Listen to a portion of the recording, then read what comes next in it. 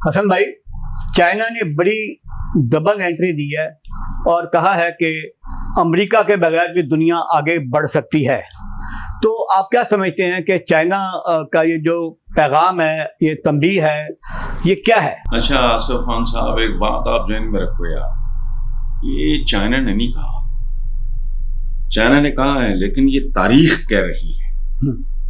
امریکہ جو آج دم پہ کھڑا ہو کے چکر کاٹ رہا ہے، اس کا تو 200 سال یا 200 ایئرز پلس اس کا تو وجود ہی نہیں تھا۔ یہ تو ریڈ انڈینز کی سرزمین تھی، اور جس نے دریافت کیا امریکہ، وہ بڑھوا اپنی طرف سے تو پہنچا ہوا تھا ہندوستان میں۔ تاریخ اگر آپ دیکھو بنی نوع انسان کی، تو یہاں سویلائزیشنز کے پڑھے لکھے لوگوں کو بھی نام نہیں آتے جو بڑے عروج پہ گئیں۔ کبھی فرعونوں کا سوچا ہے؟ آج وہ محاورہ بن کے رہ گئے ہیں۔ کیا حیثیت ہے ایجپٹ کی؟ آپ کو پتا ہے دولت مند ترین ملک تھا مغلوں کا ہندوستان، ٹھیک ہے؟ آٹومنز دیکھ لیں، اپنی تاریخ دیکھ لیں، سلطنت یا خلافت عثمانیہ جو بھی کہتے ہیں، 3 کانٹیننٹس پہ حکومت کی 620 سال تقریباً۔ تو امریکہ کیا بیچتا ہے؟ یہ رائز اینڈ فال، دیکھو بات سنو، قرآنک وزڈم جو ہے وہ کیا کہتی ہے کہ بے شک میں انسانوں کے درمیان دنوں کو پھیرتا رہتا ہوں۔ You understand? آج بھی آٹومنز کی حکومت ہوتی، فرعونوں کی حکومت ہوتی، نمرودوں کی، شدادوں کی، یہ نہیں ہوتا۔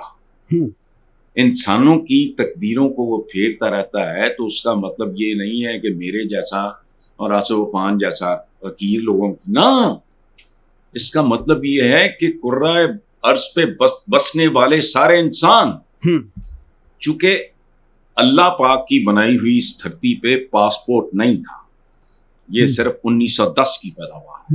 انسانوں میں دنوں کو پھیرنے کا مطلب کیا ہے؟ کہ انسان کسی نہ کسی نظام میں، ہمارے تو گاؤں بھی مکھیا ہوتا تھا، فلانا ہوتا تھا، ٹمکانا ہوتا تھا، پٹواری ہوتا ہے سسٹم، تو یہ تو دیوار پہ لکھا ہے۔ چائنا نے کہا، بالکل درست کہا، چونکہ تاریخ بھی یہی کہتی ہے۔ خود چائنیز، آپ کو پتا ہے کبھی چائنا سپر پاور تھا، چائنیز نے جو عروج دیکھا ہے پہلے، یہ تو دوسری ٹرم ہے ان کی، اللہ کرے وہ وہاں پہنچ جائیں جہاں وہ پہنچنے کے قابل ہیں۔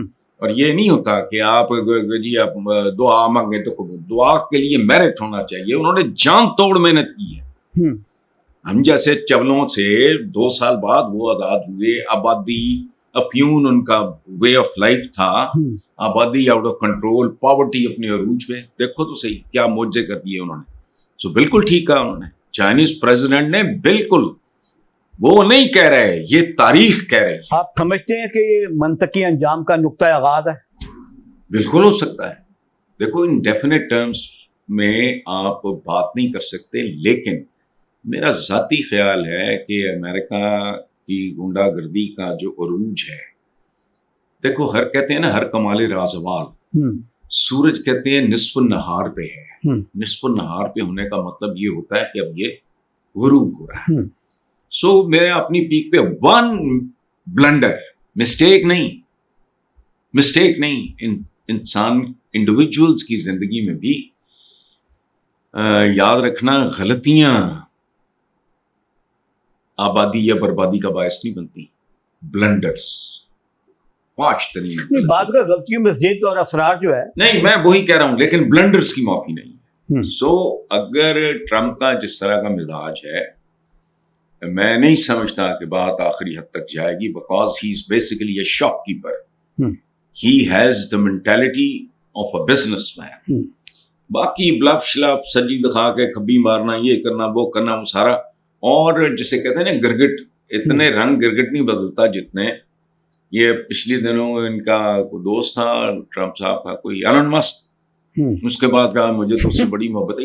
ہی از انپریڈکٹیبل، کیونکہ انپریڈکٹیبل ہے اس لیے you can do any thing. لیکن چائنا کی بات آپ نے بیسیکلی کی ہے، یہ تقدیر کے قاضی کا فیصلہ ہے جو صرف بیان کیا ہے چائنیز پریزیڈنٹ، کوئی فیصلے